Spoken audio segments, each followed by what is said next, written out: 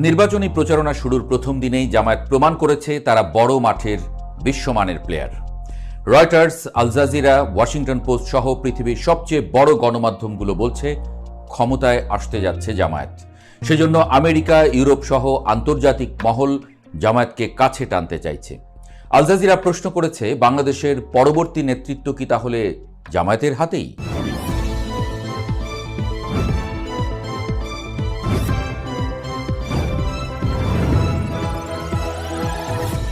বাংলাদেশের নির্বাচনের আনুষ্ঠানিক প্রচারণা শুরু হয়ে গেছে এরই মধ্যে।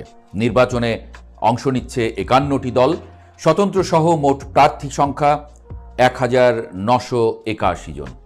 এই সময় প্রার্থী এবং দলগুলো যখন গণমাধ্যমে একটু জায়গা পাওয়ার জন্য মুখিয়ে আছে, তখন দেশের মিডিয়া ছাপিয়ে আন্তর্জাতিক গণমাধ্যমগুলো পর্যন্ত জামায়াতের দখলে।